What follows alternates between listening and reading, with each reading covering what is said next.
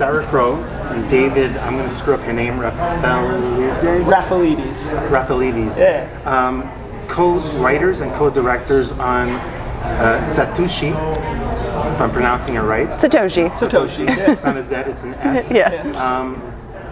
The embargo's lifted technically when this is going to go up, so congratulations on winning some coin with a really forward-thinking not fellowship, but foundational funds.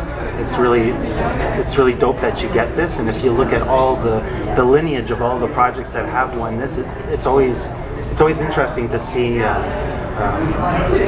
kind of how they merge tech into cinema, and it's just nice to see those projects, and I can't wait to see what this might turn out to be. So anyway, congratulations. Thanks. Very excited.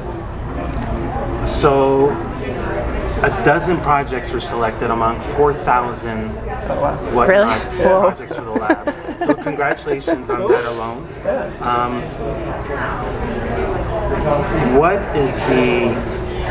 What do you think is the main key ingredient on paper that really spoke to the advisors, those who selected you? The main selling point, the salient point, if you will. It's interesting. The answer is I have no idea. You'd have to ask them that. Yeah. I don't. That's. I think where our script shines is it's about an interesting thing. It's about Bitcoin, the inventor of Bitcoin, who nobody knows who that actually is. So we have reimagined that it's this 16-year-old genius, hacktivist, Pokemon-loving teenager. So I think that we have a good balance of a true story that's informative, that people have interest in, and then also this like really sweet, wonderful coming-of-age story inside of it. And it's just packed with a lot of jokes and a lot of us. So maybe we shine through. I don't know what the advisors saw, but we think it's fun. What's fun with this is that it's gift wrapped it in myth. Right. You get to play with. I mean, the canvas is white. There's a couple of factoids that we do know, but for all we know, it's very Sasquatch, Loch Ness Monster territory. And we get to play with the lore of Satoshi out in the real world too. It seems like every week something new happens where they're like, oh, is this person alive? Are they dead? Are they like coming out of the woodwork? So there's a lot to play with, I think, in the real world also in our script. So that the final shooting script might actually be different in whenever you guys do shoot. Yeah. It might be informed by things that we find out in the next couple of months. That's true. It's Yeah. terrifying, but that could be We true. may need to incorporate some new data points. We only have a couple, and we had a lot of fun like threading the needle of like, what is the funniest reason that this could have been what he posted or something. Yeah.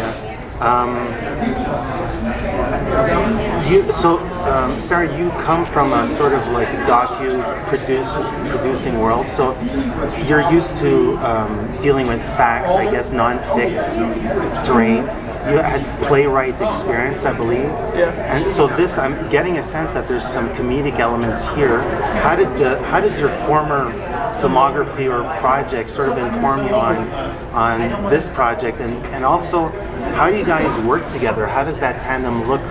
Do you sort of like co-write together? Is it by Zoom? Like how does the creative synergy look between both of you? So I am a documentary producer. I've worked a lot in nonfiction, and the idea for this story actually came from a doc series I was helping develop that ended up not going forward. That was about Web3 and Bitcoin. So I had no introduction to it really, other than NFTs seemed kind of silly to me. But I had to learn all about it to develop this show, and I talked to a lot of people who had been involved in cryptocurrency in 2008 when it was first getting off the ground, and they were all kind of our age and a lot more like idealistic radicals than the people that have ended up sort of being in the media about Bitcoin. And I thought that was really an interesting juxtaposition. So this script kind of totally came from my documentary background. Like I don't think we ever would have come to this story under other circumstances. Threads, makes sense. Yeah, and so I had the idea that I was like, oh, it'd be so interesting to do sort of like an imagined origin story of like who Satoshi is. But that sounded like a very funny concept, and I have done some comedic stuff, but not much, and David comes very much from a comedy background. Yeah, my entire background's almost entirely comedic. The play is a comedy, and so I just felt lucky that Sara was like, oh, do you want to write this? Because it's such a great idea. And then from the research perspective, Sarah's like wanted it to be accurate and wanted things to be true, and I was like kind of like, well, what if we like fib a little bit here? She's like, no, like it needs to be like the people that understand this need to understand that this could be plausible. So I think that's really helped our balance, because I might jump to like the joke really works here, but if it doesn't have a root in reality, it doesn't work for the script. So there's that guy with the funny hair that's being prosecuted. Sam Bateman. Yes, I mean those people do exist, but it could be strands of that for sure. Yeah, it's been chaotic. I have 2 young children. I have a 3-year-old and an 8-month-old. Sarah's working 2 full-time jobs, so we met in person when we could to kind of get a big picture idea of what we were going for, and then we split up and kind of hammered out a treatment where she'd take a crack and get as far as she could. I would go back and note the things that I had questions about or add to, and then I would continue, and then she would go back, and we just kind of kept flushing it out, and then we'd always circle back and keep honing down, and it worked perfectly. Like it was done pretty remote through like Google Docs and stuff, but we always try and have either a Zoom meeting where we get together and get on the same page before we go forward. But then once we go, it's quick. Are you informed by, like, I'm thinking of The Social Network, Dumb Money, BlackBerry, like things within that realm? What are sort of your influences in cinema, or perhaps outside of cinema, that help shape or contribute to the overall thinking of the project? It's interesting. We're very aware of like it does, like the movies people keep coming back to are like Social Network, Dumb Money, like The Big Short, when you're trying to explain something complex. So we have that in mind, and we're interested in like how they achieved it, but we want to try and do something different. I think we are playing with elements, like she loves Pokemon and anime, so we're playing with elements of that in the script. And then, I don't know, tonally, it's like... I mean, it's kind of more of a coming-of-age story than it is like a tech film. So I think that the thing that we're playing with throughout is just like expectation versus reality. So it's like, yes, she's inventing Bitcoin, but she's also like dealing with like a crush that she didn't think she was going to have, and like fighting with her dad, and like, so I think tonally we're more living in the world of like a comedic coming of age film than like the like breakneck like techie world of The Social Network. But there's some of that too, and it's fun to kind of hop back and forth. That's a selling point, I think. I really like the sound of that. And how does the Arizona backdrop help contribute to the creation of this character and her reality? I'm from there, so I know it really well. And a big sort of point in our story that kind of gets her to start using the technology she's been working on for digital money is her dad sort of gets screwed in the housing market crash, and which like was terrible in Arizona and impacted a lot of people.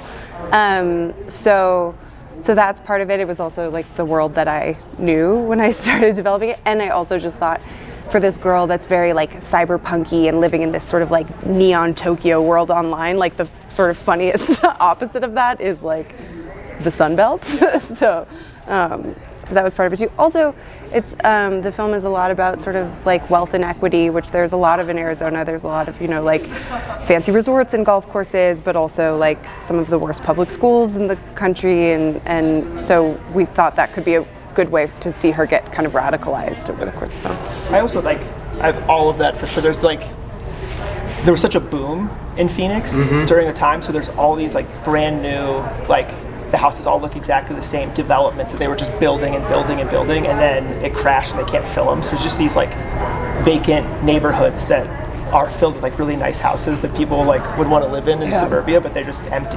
Ghost towns. Ghost There's a towns, lot of that in China, actually. So I don't know. It was a great. It's a good personal kind of thing for Sara, and I just think it's like, visually it'll be interesting to see. I know that you're at a very early point in the process. I imagine you might have collaborators, like some producers on board behind the line folk. Is that the case? And if so, can you identify them? We don't, no. Not yet. We're coming out of the lab looking. Wow, and, fresh, okay. Yeah. That's great. Yeah, we're excited to move to the next steps of it, but it's just us right now. So in the labs, you go there with what you think is a really strong piece, and then they sort of like break you and shred it up and make you re-examine things. Yeah. What's one key component that really spoke to you in terms of how you can rethink it for the next portion of the writing process? I think a note that we were getting was really diving into like the character and understanding the character's background, even if it doesn't end up on the page, it helps inform the decision. How she sleeps, the position she sleeps in. More of like, there's her.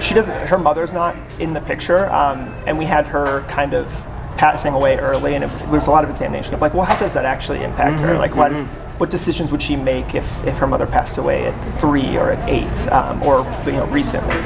So we're examining that type of thing, and we think for each of the characters we kind of need to do a fleshed out thing of what is driving them in the moment, and I think it'll help not only the characters but the relationships.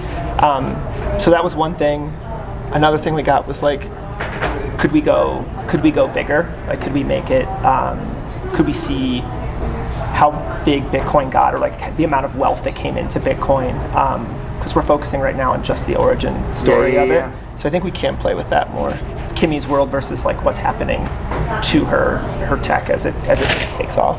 Yeah, I feel like we wrote this very quickly, and we were very focused on getting this sort of story of the tech right and also the comedy right. So that was sort of really what we were focusing on. This was the second draft that we brought to the labs. So yeah, a lot of the notes were like, make these characters more real and lived in, which feels, I think, right. Yeah, that's a fair note. Yeah. So yeah. Well, I just wanted to thank you for your time. Thank you. I'm looking forward to this project, and I like the fact that it's so not like the reference points that I just brought up. Like I'm looking forward to exploring the world through it'll be a fun. Teenager that's living some sort of angst and becomes an entrepreneur. I mean, I just love that idea. So Thank you. Thank you. Good luck with the extended writing process, and also finding some great collaborators on the project. Yeah. Cool. Thank you so much. appreciate Thank you. Nice. Hey, this is Eric from IONCINEMA.com. If you want to support us, subscribe below. For more reviews, interviews, film festival coverage from Sundance, Cannes, Toronto, you want to check out these guys on this side.